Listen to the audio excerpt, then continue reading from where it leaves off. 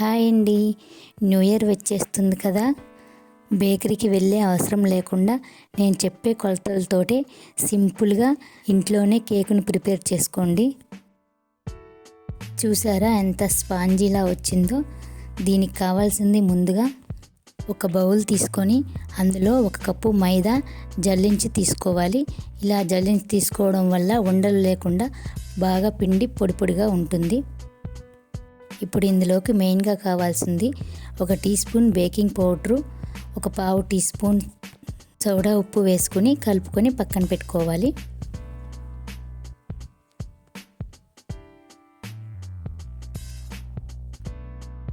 ఒక mixie jar తీసుకొని అందులో 1/4 కప్పు షుగర్ని వేసుకోవాలి.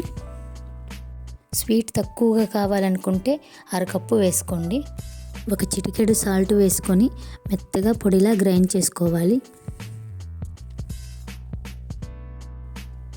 తర్వాత ఈ షుగర్ పౌడర్లో 2 ఎగ్స్ కానీ 3 ఎగ్స్ కానీ బ్రేక్ చేసి వేసుకోవాలి.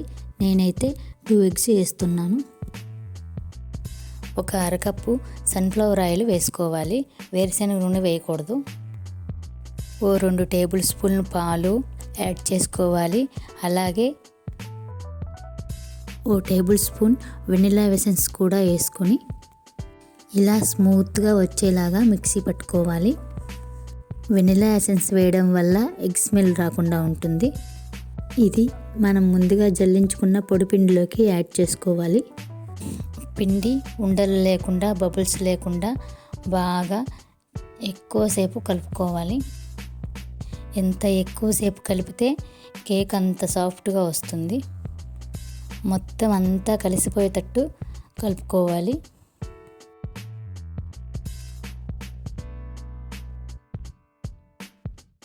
ఈ విధంగా స్మూత్గా రావాలి. తర్వాత ఒక గిన్నె తీసుకొని దానికి లోపల మొత్తం నెయ్యి అప్లై చేసి ఒక బటర్ పేపర్ కానీ లేదంటే పొడిపిండి కానీ చల్లుకొని మనం ప్రిపేర్ చేసిన కేక్ బ్యాటరీని అందులో వేసుకోవాలి.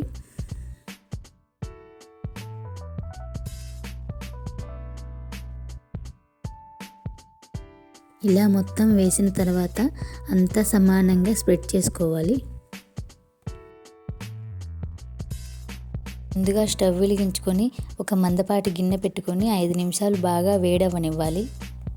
ఒక మూత కానీ స్టాండ్ కానీ పెట్టుకొని మనం ప్రిపేర్ చేసిన కేక్ గిన్నెను కూడా అందులో పెట్టి పైన మూత పెట్టుకొని ఒక 30-40 నిమిషాలు సిమ్లోనే బేక్ అవనివ్వాలి. నాకైతే 40 నిమిషాలు పట్టింది. ఇప్పుడు ఓపెన్ చేసి చూద్దాము. చాలా పర్ఫెక్ట్గా తయారైంది. చూసారా ఎంత బాగా పొంగిందో.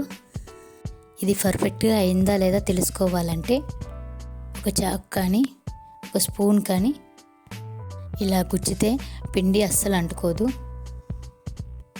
ఇప్పుడు ఇది పూర్తిగా చల్లారనిచ్చి చాకుతో ఇలా చుట్టూ రౌండ్ చేయాలి. ఇప్పుడు మనం ఇది ఒక ప్లేట్లోకి డీమోల్డ్ చేసుకుందాం. చూడండి ఎంత ఈజీగా వచ్చిందో, ఎంత పర్ఫెక్ట్గా వచ్చిందో. ఇప్పుడు దీనిపై ఉన్న బటర్ పేపర్ను తీసేయాలి. చూడండి, దీన్ని కట్ చేస్తుంటేనే అర్థమవుతుంది కేక్ చాలా స్పాంజీగా చాలా మెత్తగా వచ్చింది.